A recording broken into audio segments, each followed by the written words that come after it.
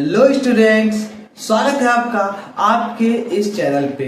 और आज मैं इस वीडियो में लेकर आया हूँ क्लास 10th के चैप्टर 3 जिसका नाम है pair of linear equation of two variables. आपको बताते चलूं कि कुछ इसी प्रकार का चैप्टर क्लास 9th में था जिसका नाम था linear equation of two variable, जिसका अगर जनरल फॉर्म बोले तो वो था a x plus b y plus c equal to 0। तो क्यों बोला गया इसको लीनियर इक्वेशन? क्योंकि यहाँ पे जो आपके वेरिएबल x और y है, इसका जो पावर है वो 1 है। मतलब कह सकते हैं कि इस इक्वेशन की जो डिग्री है वो 1 है। हम जान गए कि यहाँ पे x और जो y है वो है आपका वेरिएबल। और चैप्टर का नाम क्या था? Linear equation of two variable. ठीक है, तो लीनियर इक्वेशन क्यों है? क्योंकि यहाँ पे जो वेरिएबल है उसका जो पावर है वो 1 है, तो लीनियर हो गया, डिग्री 1 हो जाती है। और टू वेरिएबल हमने इसमें यूज किया हुआ है, तो ये हो गया linear equation of two variables. उसमें करते क्या थे हम क्लास 9th में? हम इसका ग्राफ रिप्रेजेंट करते थे, इस प्रकार से ग्राफ बनेगा। और दूसरा था कि इसके हम सोल्यूशन निकालते थे। सोल्यूशन बोले तो ये जो आपके वेरिएबल है ये आपके अननोन वैल्यू है। अच्छा, ए बी सी क्या है? यहाँ पे ए बी एंड सी आपके रियल नंबर है। हमें तो इनके नंबर्स जो वैल्यू होगी वो तो पता होगी, हमें किनकी वैल्यू नहीं पता होती? एक्स और वाई का। तो एक्स और वाई का वैल्यू फाइंड आउट करना ही कहलाता है क्या? Solution of linear equation. ये तो रही बात क्लास 9th की, सोचा थोड़ा सा आपको रिवाइंड करा दूं।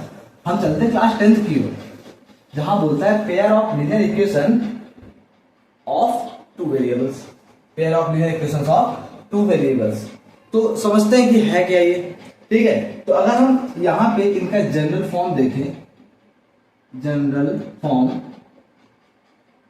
फॉर्म जो है वो है आपका a1 x plus b1 y plus c1 is equal to 0। ये पहला इक्वेशन हो गया। दूसरा है a2 x plus b2 y plus c2 is equal to 0। आपका ये सेकेंड इक्वेशन हो गया।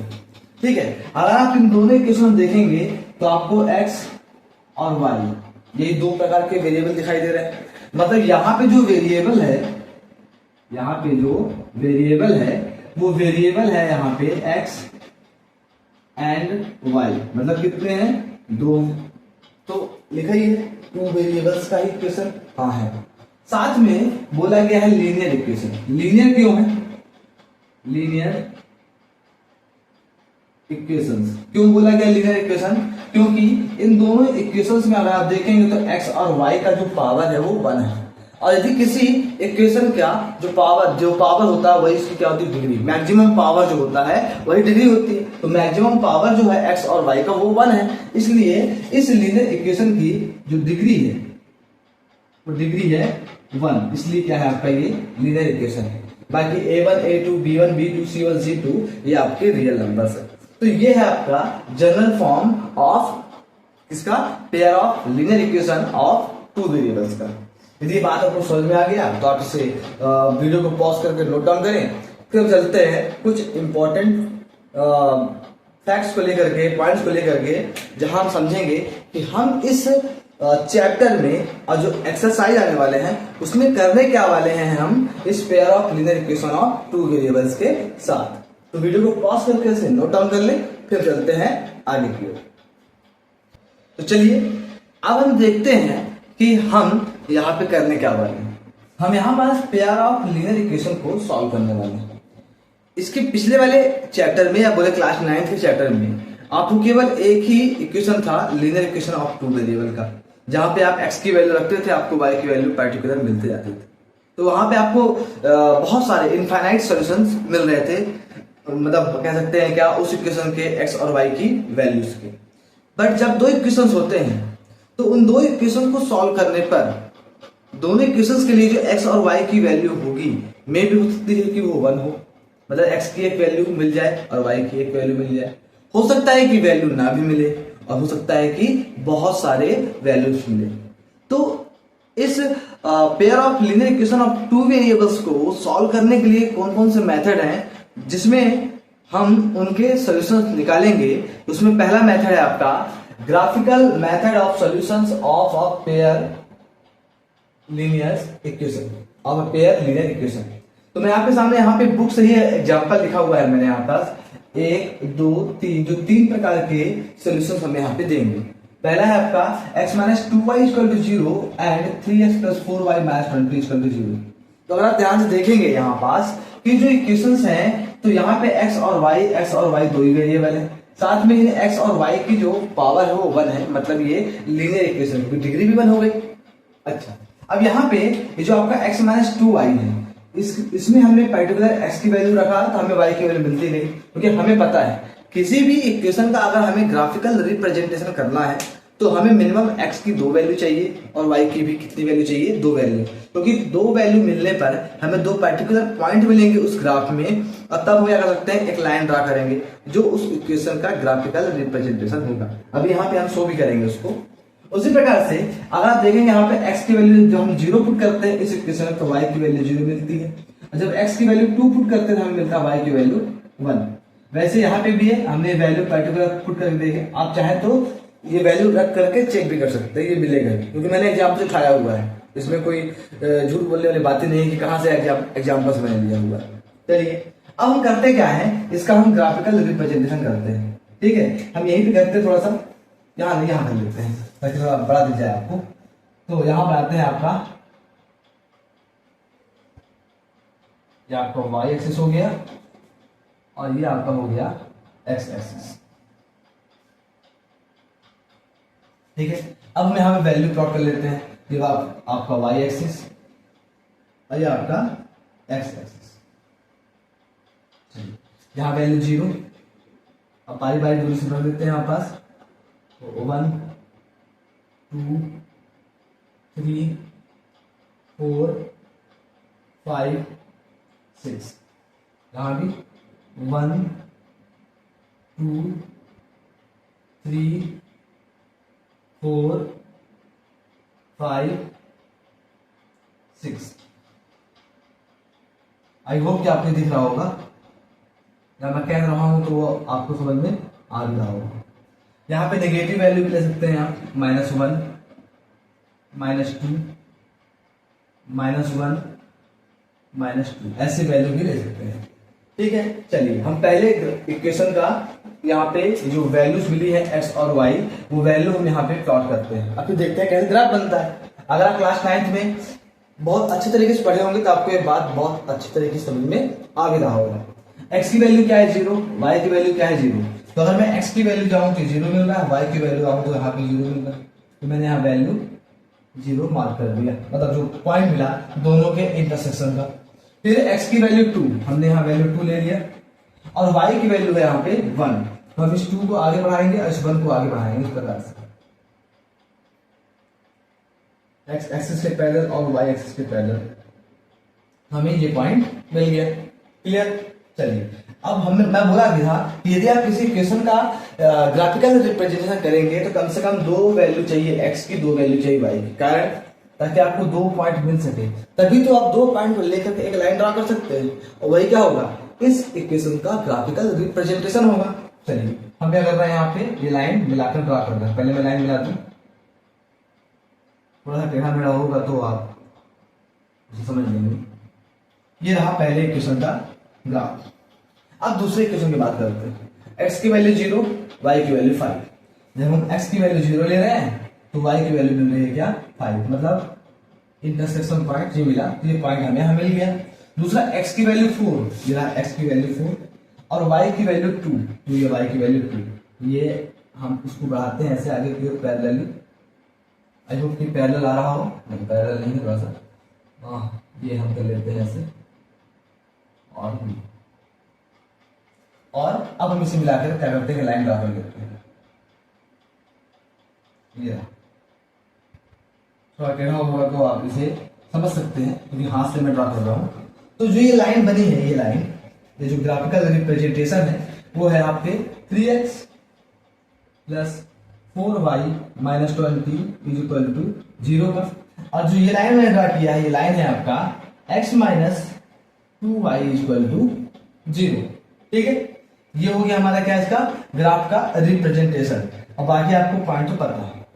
अगर आप इन दो इक्वेशंस के ग्राफिकल रिप्रेजेंटेशन को देखें तो जो ये लाइन यहाँ पे बनी हुई है, जो ये लाइन आपकी यहाँ पे बनी हुई है, ये दोनों लाइन इस कॉमन पॉइंट पे क्या कर रहे हैं, इंटरसेक्ट कर रहे हैं। तो अगर पूछो इस कॉमन पॉइंट पर x की वैल्यू क्या है, तो x की वैल्यू है 4 और y की वैल्यू क्या है, तो y की वैल्यू है 2। इस कॉमन इंटरसेक्शन का कोऑर्डिनेट जो है वो है आपका 4 और 2। तो मैं कह सकता हूं कि मुझे इन दोनों इक्वेशंस को सॉल्व करने पर, ग्राफ के अकॉर्डिंग सॉल्व करने पर x की वैल्यू मिलती है क्या 4 और y की वैल्यू मिलती है क्या 2। इसका मतलब हुआ इन इक्वेशंस का जो सोल्यूशन है अकॉर्डिंग टू ग्राफ वो है x इज इक्वल टू 4 और y इज इक्वल टू क्या है 2। और चूंकि ये लाइन जो है वो एक ही कॉमन पॉइंट पर इंटरसेक्ट करा है, एक ही कॉमन पॉइंट पर इंटरसेक्ट करा है, इसलिए हमको इसके केवल x की एक वैल्यू और y की एक वैल्यू मिली। और जब हमें x की एक वैल्यू और y की एक वैल्यू मिलती है तो हम उसे बोलते हैं क्या, यूनिक सॉल्यूशन। Unique solution. और ये कब मिला, जब लाइंस जो है आपकी वो क्या करी, इंटरसेक्ट करें, इंटरसेक्ट करें। ठीक है, अब बात ये हुई, ठीक है सर हम समझ में आता है बात कि हमने इक्वेशन का यहाँ पे वैल्यूज लिए एक्स और वाई का, और हम ग्राफ में प्लॉटिंग किए, लाइन ने इंटरसेक्ट किया और जिस कॉमन पॉइंट पर इंटरसेक्ट किया वही कॉमन इंटरसेक्शन पॉइंट जो है वो सॉल्यूशन हो गया आपके इस इक्वेशन का। और जब हमें केवल एक ही कॉमन पॉइंट मिल रहा है तो वही x और y की वैल्यू हो जाएगी जो कहलाता है यूनिक सॉल्यूशन। ऐसा कब मिला हमें, जब लाइन इंटरसेक्ट कर रही है। बट ऐसा भी हो सकता है कि जो इक्वेशंस है उन इक्वेशन का जब हम ग्राफिकल रिप्रेजेंटेशन करें तो मे भी लाइन इंटरसेक्ट ना करें, और मे भी दोनों लाइन जो है, जो दो लाइन बनेंगी दोनों इक्वेशंस की, वो एक ही पॉइंट पर आए, तब क्या होगा। तो ये जो पहला वाला है इसका तो क्लियर हो गया, इसकी लाइन इंटरसेक्ट करती है, लाइन इंटरसेक्ट करती है। इस कारण से अगर लाइन इंटरसेक्ट करेगी तो इसका जो सॉल्यूशन होगा, या फिर बोल सकते हैं क्या, कॉमन पॉइंट मिलेगा हमको, और जो कॉमन पॉइंट मिलेगा वही क्या होगा, इसका यूनिक सॉल्यूशन होगा। यहां तक क्लियर हो गया। अब बात करते हैं इन दो इक्वेशंस की। तो अकॉर्डिंग टू बुक, क्योंकि बुक का एग्जांपल ही है, तो इस बुक के अकॉर्डिंग जो आपका एक दूसरा वाला इक्वेशन है, ये जो दूसरा वाला इक्वेशन है, यही इक्वेशन, एक मिनट थोड़ा मैं चेक कर लूं, 2 मिनट के लिए मैं चेक कर लूं, यस हाँ ये। तो ये जो दूसरा वाला है इसका जो ग्राफ बनाया गया, इस सेकंड वाले एग्जांपल के लिए जो ग्राफ बनाया गया है उसमें ये पाया गया कि दोनों ग्राफ कि जो पॉइंट थे वो कॉमन थे हर जगह पे, कहीं पे भी आप पॉइंट लीजिए आपको ऐसे कॉमन पॉइंट मिल रहे थे। मतलब मान लीजिए अगर पहली लाइन यहाँ पे ड्रा हुई है इस इक्वेशन के लिए, तो दूसरी लाइन भी इसी के ऊपर ड्रा हो रही है। तो जब एक लाइन दूसरे लाइन के ऊपर क्या हो जाए, ओवरलैप हो जाए, तो हम इसे बोलते हैं क्या, कोइंसाइड। क्या बोलते हैं, कोइंसाइड। तो इस इक्वेशन के लिए लाइन क्या हो गई, कोइंसाइड हो गई,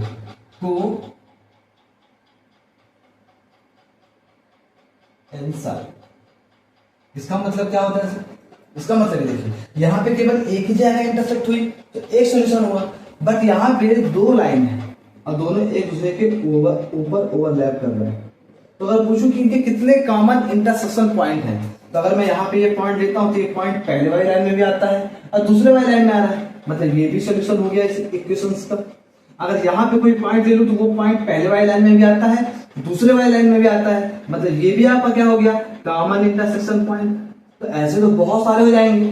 तो जब लाइन आपकी कोइंसाइड हो जाती है तो हम कह सकते हैं क्या, इसमें एक कॉमन पॉइंट नहीं, यहाँ पे लिखा भूल गया मैं, यहाँ पे केवल आपको वन कॉमन पॉइंट मिलेगा, बट इसमें क्या मिलेगा, बहुत सारे आपको कॉमन पॉइंट मिलेंगे।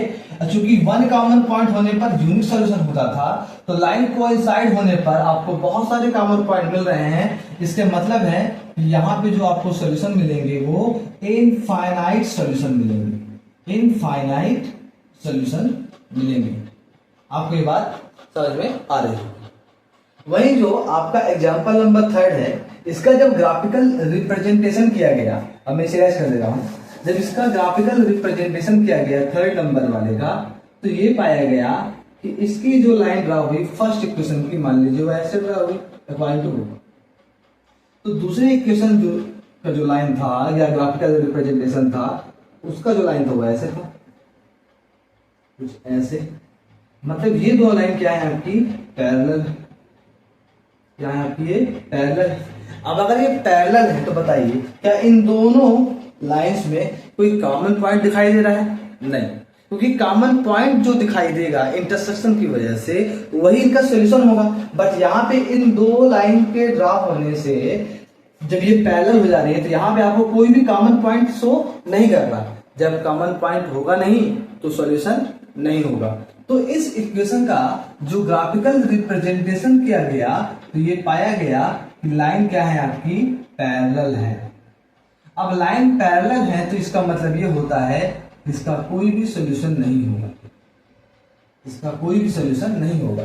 देखिए मैं चाहूं तो इसको सॉल्व करवा देता तो ये वीडियो बहुत लंबी हो जाती।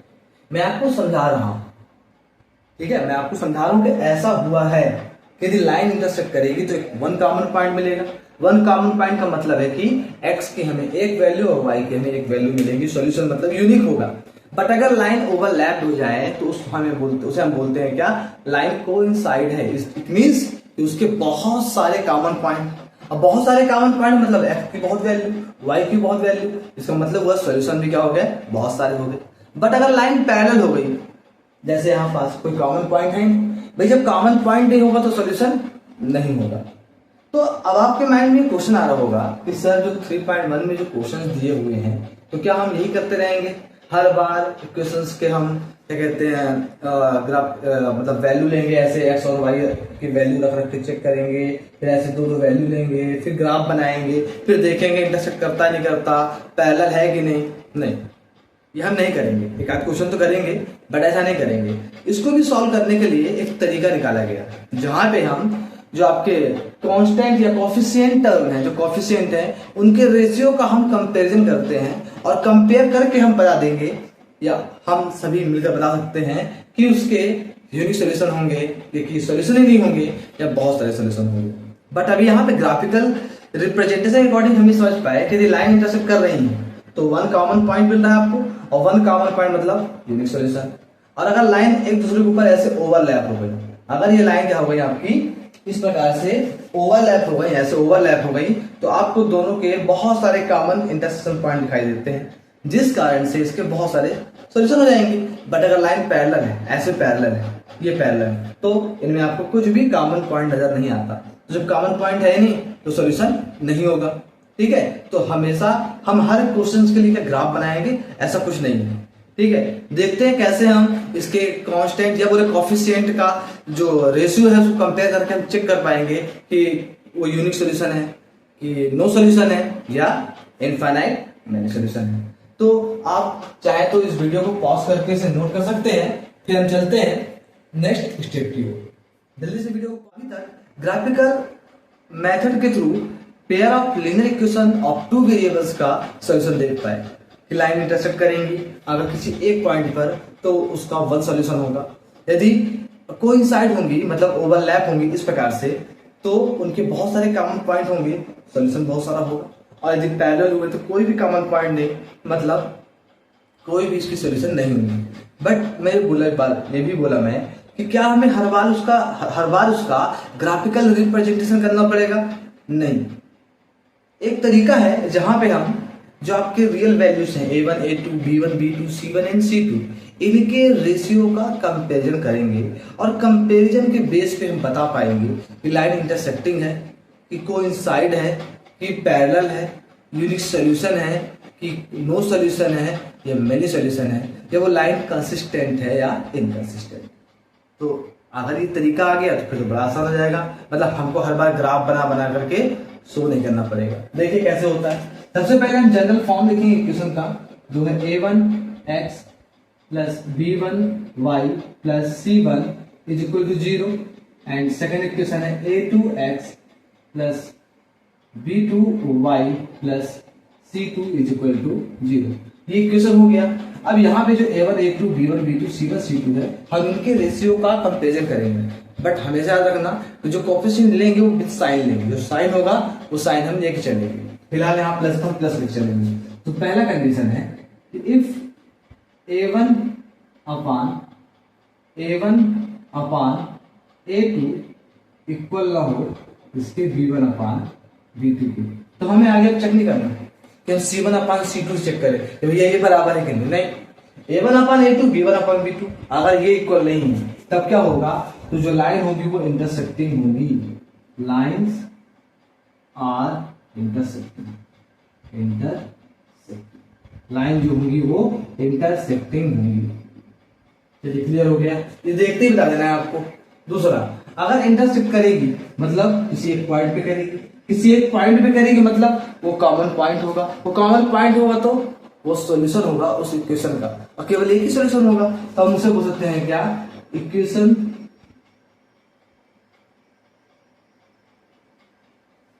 इक्वेशंस है व्हाट, वन, या बोल सकते हैं क्या, यूनिक सॉल्यूशन, और अगर ऐसा होता है तो हम ऐसे इक्वेशंस को बोलते हैं कंसिस्टेंट इक्वेशंस आर कंसिस्टेंट मतलब क्या है, इसकी कंसिस्टेंसी बनी रहेगी कि हाँ भाई कुछ ना कुछ तो दे रहा है, वैल्यू दे रहा है, इसलिए कंसिस्टेंट है। दूसरा जो इसमें केस आता है कि इफ क्या a1 upon a2 is equal to हो जाए b1 अपान b2, अगर ये दोनों इक्वल हो गए हम आगे बढ़ेंगे, और इक्वल हो जाए किसके, c1 अपान c2 के। अगर तीनों इक्वल हो गए इसका मतलब है कि लाइन अब इंटरसेक्ट तो नहीं करेगी। ये क्लियर हो गया, लाइन इंटरसेक्ट नहीं करेगी, क्या करेगी, कोइंसाइड होगी, मतलब ओवरलैप करेंगे एक दूसरे के ऊपर। इनमें बहुत सारे क्या होंगे, कॉमन पॉइंट मिलेंगे। लिखेंगे यहाँ पास लाइन आर कोइंसाइडेड अगर कोइंसाइड में तो क्या होगा, इक्वेशन के मैनी सॉल्यूशन होंगे। लिख सकते हैं यहाँ पास इक्वेशंस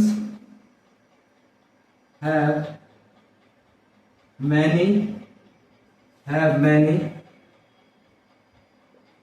सॉल्यूशंस, ये हो गया। अब अगर इक्वेशंस के सॉल्यूशन यहां भी मिल रहे हैं, ऐसा नहीं है यहां तो एक मिल रहे थे पर यहां पे बहुत सारे मिल रहे हैं, पर मिल तो रहे हैं ना, तो मिल रहा है इसका मतलब क्या होगा कि जो लाइंस होंगी इस इक्वेशन की वो कंसिस्टेंट होंगी, मतलब कंसिस्टेंसी बना के रखी हुई है। तो लिख सकते हैं यहां पास क्या कि इक्वेशंस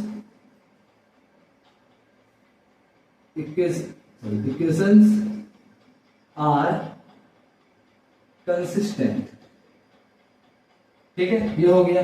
अब एक तीसरी कंडीशन है वो देखते हैं। तीसरी कंडीशन ये कि a1 अपान a2 इक्वल हो गया b1 अपान b2 के। हम बता चुके सर अगर इक्वल हो गया तो हम आगे बढ़ेंगे, और यदि इक्वल हो जाएगा तो हम यहां पहुंच जाएंगे, और इक्वल नहीं होगा तो एक तीसरा केस बनेगा a1 upon a2 equal to b1 upon b2 is not equal to c1 upon c2। तब यहाँ पे ये कौन सी कंडीशन है, ये बोलता है कि ये लाइन पैरेलल हो, इंटरसेक्टिंग हो चुका है, कोइंसाइड हो चुका है, यहाँ क्या होगा पैरेलल। तो लिखेंगे लाइन आर पैरेलल, जो लाइन होंगी वो क्या होंगी आपकी पैरेलल होंगी। दूसरा, अगर पैरेलल हुई तो इंटरसेक्ट कर नहीं रही, मतलब कोई कॉमन पॉइंट मिल नहीं रहा।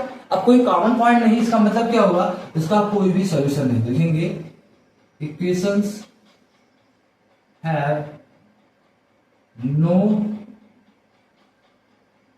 सॉल्यूशन, इक्वेशन के कोई भी सॉल्यूशन नहीं होंगे।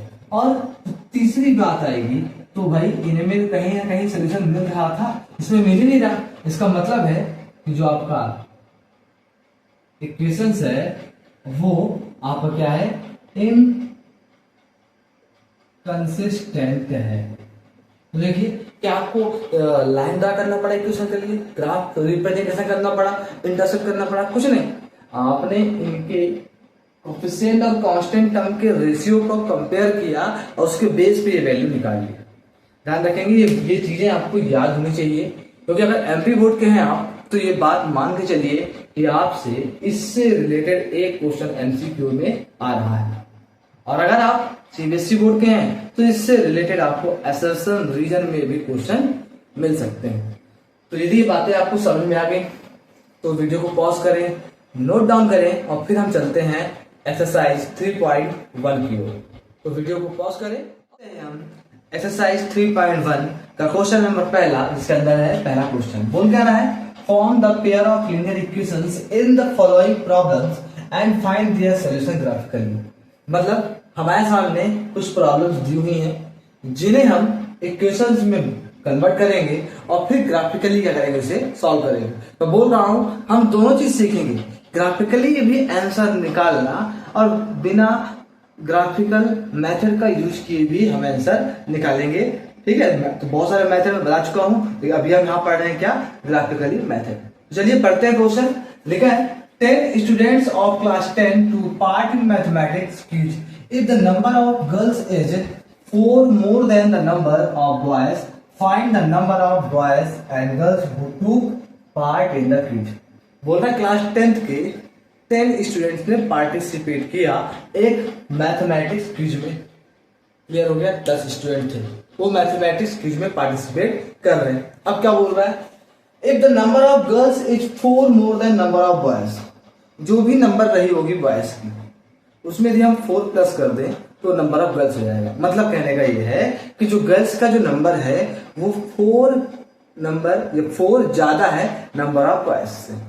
तो क्वेश्चन क्या है यहाँ पास, क्या फाइंड करना है हमें, find the number of boys and girls who टूक पार्ट इन द क्विज। तो हमें बताना है कि कितने बॉयज और कितने गर्ल्स ने इस क्विज में पार्टिसिपेट किया। ठीक है, चलिए हम करते हैं क्या इसका सॉल्यूशन। अच्छा, हमें करना क्या है, फाइंड आउट, हमें फाइंड आउट करना है number of girls and number of boys. हमें वही नहीं पता कितने हैं, तो जो नहीं पता हम उसे क्या कर लेंगे, लेट। हम मान लेंगे भाई नंबर ऑफ बॉयज x है, नंबर ऑफ गर्ल्स क्या है, y। लिखेंगे let number of boys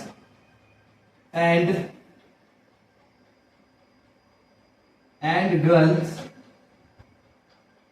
be x and y respectively।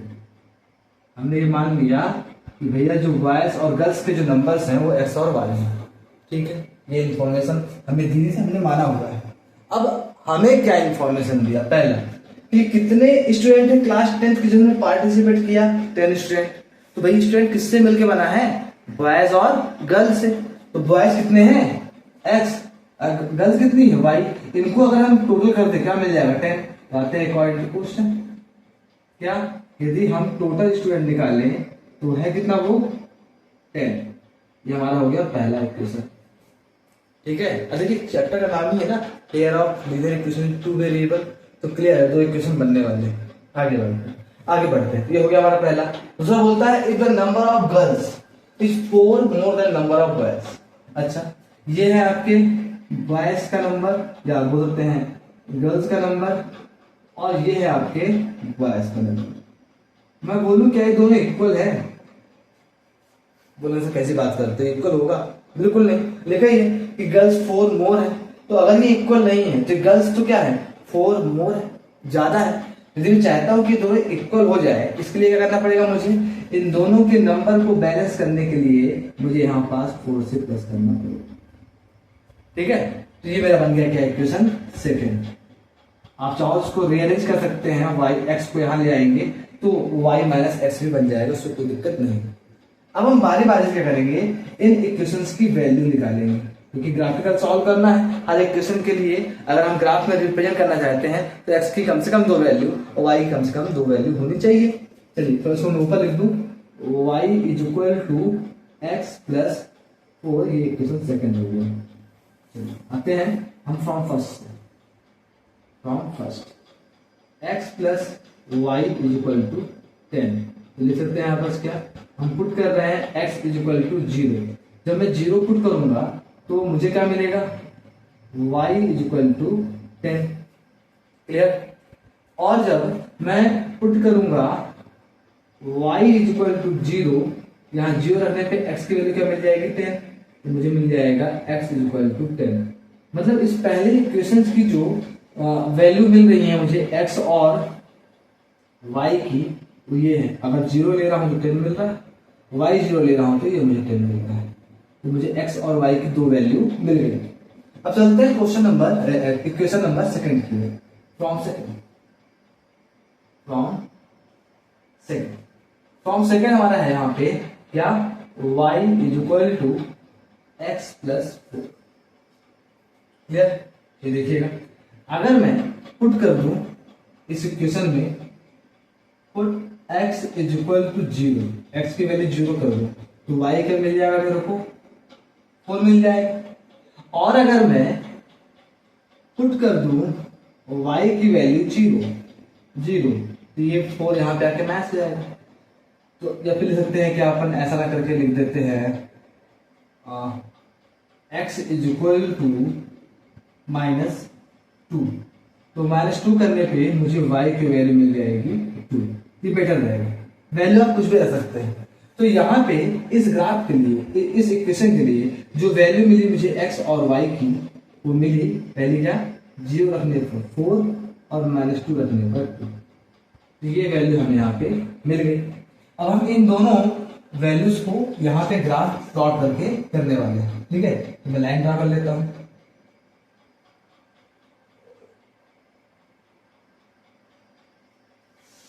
Draw कर लेते हैं यू और यू। ये हम ले लिए क्या, 0, आसपास लेंगे 1 2 3 4, थोड़ा बड़ा कर देता हूँ इसको मैं, 1 2 3 4 5 6 7 8 9 और 10। यहाँ वैल्यू पुट कर लेते हैं, 1 2 3 4 5 6 7, वैल्यू ठीक लिया ना, 8 9 और ये आपका 10। ये आपका y एक्सिस हो गया, ये आपका x एक्सिस हो गया। क्योंकि कुछ वैल्यू मेरे को यहाँ पे नेगेटिव भी मिली है, तो हम नेगेटिव वैल्यू भी ले लेते हैं। -1 -2 -3, ज्यादा नहीं है, यहाँ पे ले लेते हैं हम -1 -2 -3। ठीक है, अब देखिए पहले इक्वेशन का हम ग्राफ यहाँ बनाते हैं। x की वैल्यू 0 तो y की वैल्यू 10। तो ये x की वैल्यू 0 तो y की वैल्यू 10, एक पॉइंट ही मिल गया।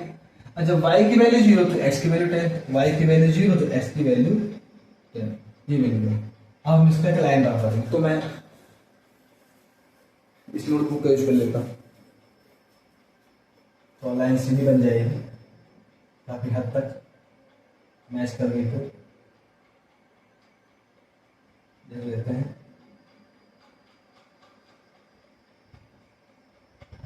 ठीक है, ये रहा,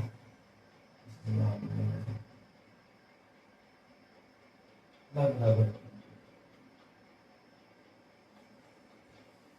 तो मान लेते हैं ये लाइन सही है।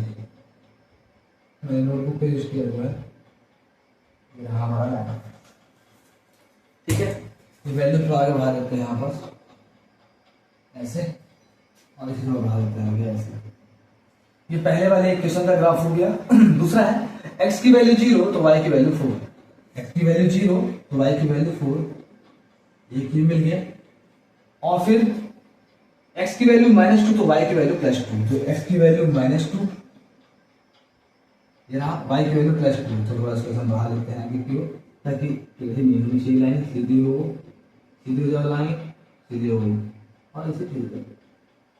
चलिए लाइन सीधी मिला लेते हैं ताकि करेक्ट रहे आंसर हम लोगों का। एक पॉइंट हमें ये मिल गया। अब हम इसे मिला करके ज्वाइन करते हुए लाइन ड्रॉ कर लेते हैं ताकि सही रहे लाइन। कर लिया हमने ये लाइन, ये लाइन हमने ड्रा की है, ये काफी हद तक आपको सीधी दिख रही होगी, ठीक है, ये लाइन। अब देख पा रहे हैं आप कि जो ग्राफ हमने ड्रा किया है इन दोनों इक्वेशंस का, ये दोनों इक्वेशन क्या कर रहे हैं, एक पर्टिकुलर पॉइंट पर इंटरसेक्ट कर रहे हैं, ठीक है। अगर इसको थोड़ा सा हम ऐसे खींचे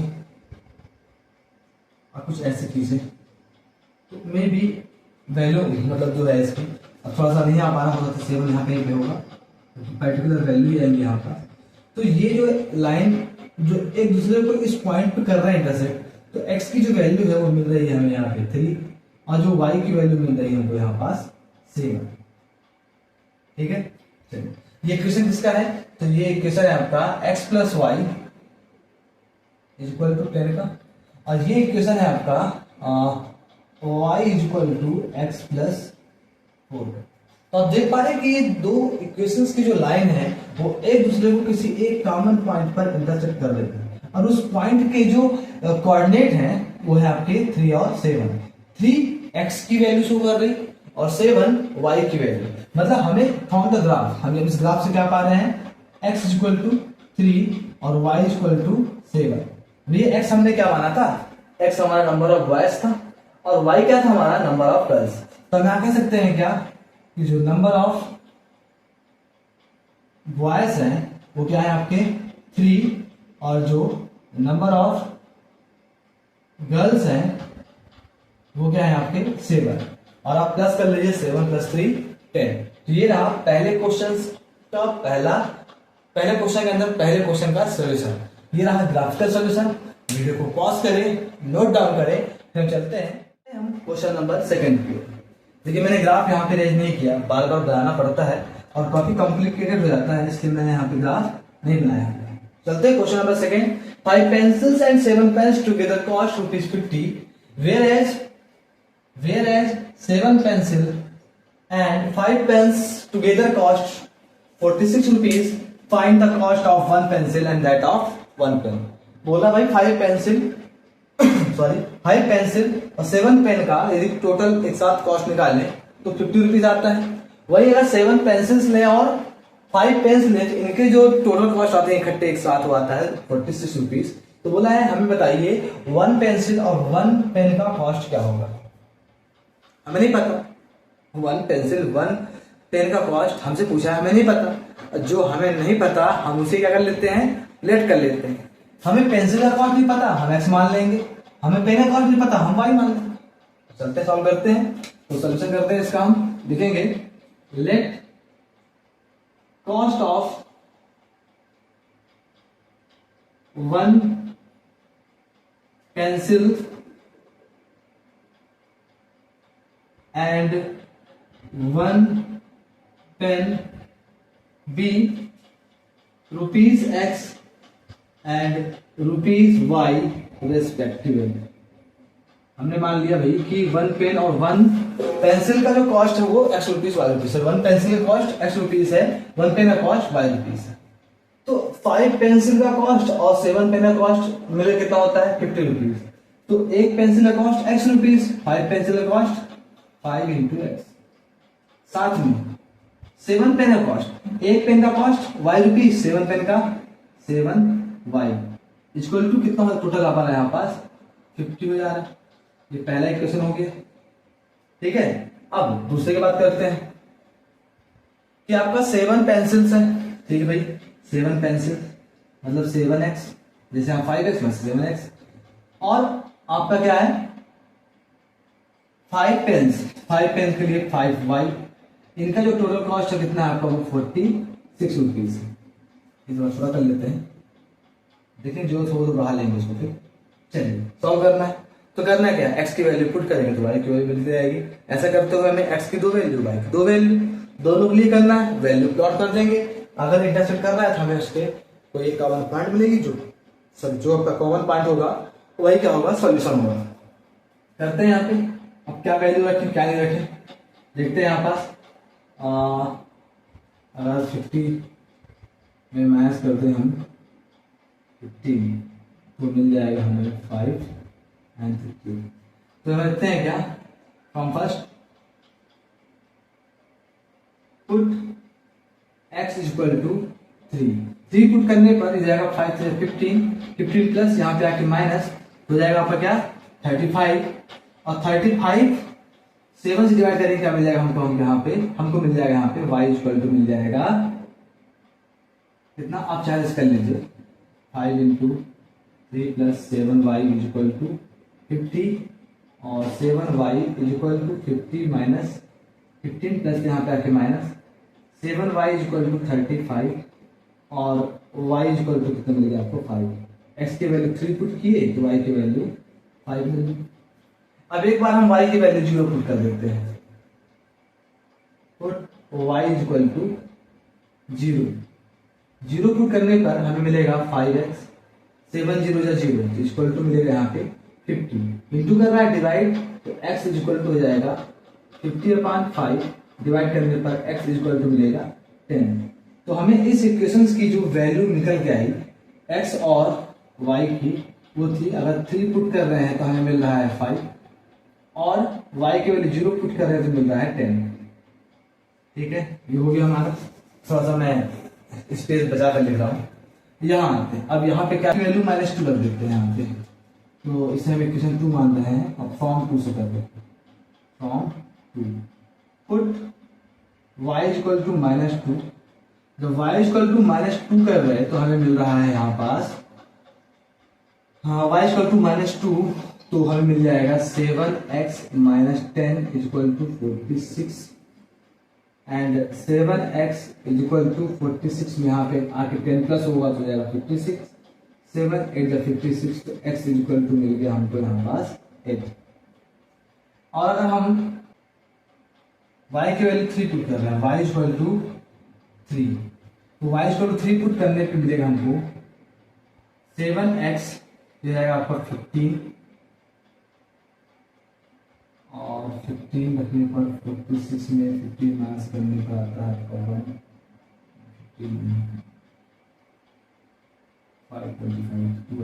ठीक है। y इक्वल टू 5 पुट करते हैं तो आता है यहाँ पास 5 5 जा 5 into 5 equal to 46, 7x equal to 46 minus 25, और 7x इक्वल टू मिलेगा 21। 7 इंटू कर रहा है यहाँ पे डिवाइड हो जाएगा 7 से 21। तो हमें यहाँ पे x और y की दो वैल्यू फिर मिल गई। जब y की वैल्यू -2 पुट कर रहे हैं तो x की वैल्यू 8, और जब y की वैल्यू 5 पुट कर रहे हैं तो x की वैल्यू 3। तो हमें यहाँ पे इस इक्वेशंस दोनों इक्वेशंस में x और y की दो वैल्यू मिली। थोड़ा कैलकुलेशन मुझे करना पड़ा, आप आराम से यदि आप इन वैल्यूज को रख के करेंगे तो आपको ये वैल्यू मिल जाएंगे। अब करना क्या है, इन वैल्यूज को हम इस ग्राफ में प्लॉट करेंगे। पहले आते हैं इस इक्वेशन के लिए जो वैल्यू है, x की वैल्यू 3 तो y की वैल्यू 5, जरा x का वैल्यू 3 तो y का वैल्यू 5, इसे हम पैरेलली यहाँ पे ऐसे बढ़ा रहे हैं, पैरेलल होना चाहिए, ये पैरेलल। तो ये पर्टिकुलर इस पॉइंट को क्या कर रहा है, कट कर रहा है, एक पॉइंट से मिल गया। दूसरा है x का वैल्यू 10 तो y का वैल्यू 0, ये 10 ये 0, एक पॉइंट 0 मिल गया। अब हम इस पॉइंट को मिलाते हुए लाइन ड्रा करेंगे। ये हमारा लंबा लाइन खींचने वाला स्केल, हम इसे यूज करेंगे।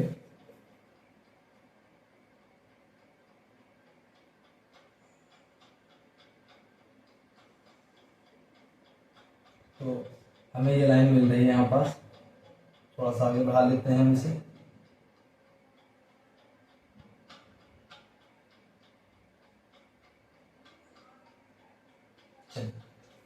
हो गया। अब दूसरी वैल्यू है यहाँ पास, x की वैल्यू 8 तो y की वैल्यू है -2, ये रहा -2, इसे हम थोड़ा सा ऐसा आगे बढ़ा देते हैं, पैरेलली बढ़ाएंगे और पैरेलल हो तभी बेटर रहेगा। हाँ, पर्टिकुलर ये पॉइंट मिल गया। x की वैल्यू 3 तो y की वैल्यू 5, x की वैल्यू 3 y की वैल्यू 5, यही मिल रहा है, ये रहा, वही सेम पॉइंट मिल गया। अब करेंगे क्या, हम इस लाइन को ड्रा करेंगे, ये लाइन और ये लाइन, ये हमारा बड़ा परफेक्ट सा स्केल, इससे हम लाइन ड्रा कर रहे हैं, ये रहा। और देखिए हमें अगले इक्वेशन की लाइन भी मिल गई, है ना। बड़ा ही मजेदार है, अगर स्केल बहुत सही तरीके से मेजरमेंट किया जाए तो रिजल्ट भी बहुत अच्छे आते हैं। देख पा रहे हैं आप लोग? तो देख पा रहे हैं आपको यहाँ पे दो इक्वेशंस की यहाँ पे लाइन ड्रा दिखाई दे रही है। ये दोनों लाइन जो है आपको इस पर्टिकुलर पॉइंट पर इंटरसेक्ट करते हुए दिखाई दे रही है। ये पॉइंट जो है x के लिए, या इस पॉइंट का जो कोऑर्डिनेट है वो 3 है x के लिए, और 5 के लिए या y के लिए क्या है 5। तो हमें इन दोनों इक्वेशंस की जो लाइन है वो इस कॉमन पॉइंट पर इंटरसेक्ट करते हुए दिखाई दे रही है। ठीक है, तो जो ये कॉमन पॉइंट हुआ इंटरसेक्शन इन दो लाइंस का, यही क्या हो गया, सोल्यूशन हो गया। जहां पे ये x की वैल्यू है क्या 3, जहां ये y की वैल्यू है 5। भैया हमने x क्या माना था, हमने x माना था कॉस्ट ऑफ 1 पेंसिल। तो अगर हम बोले कि भैया हमारा रिजल्ट क्या आ गया, हम लिख सकते हैं क्या, hence cost of 1 pencil is equal to ₹3 and cost of 1 pen ये आ गया इक्वल टू ₹5। तो ये रहा फर्स्ट नंबर क्वेश्चंस के सॉल्यूशन। ये वीडियो काफी लंबी हो चुकी है, तो इसके बाकी के जो सॉल्यूशंस हैं वो आपको अगले वीडियो में मिलेंगे। आई होप कि आपको इस वीडियो में इस प्रकार के क्वेश्चंस के सॉल्यूशन आपको समझ में आए। आप वीडियो को पॉज करें और नोट डाउन कर सकते हैं। तो यदि आपको इस वीडियो के सॉल्यूशन अच्छे लगे हुए हैं तो मैं वही बार बार बोलूंगा, लाइक करें, सब्सक्राइब करें और अपने क्लास 10th के दोस्तों के साथ शेयर करें, चाहे वो एमपी बोर्ड के हों चाहे वो सीबीएसई बोर्ड के हों, ताकि उनकी भी हेल्प हो सके। आई होप कि आपको ये वीडियो में पढ़ने में बहुत ही मजा आया होगा।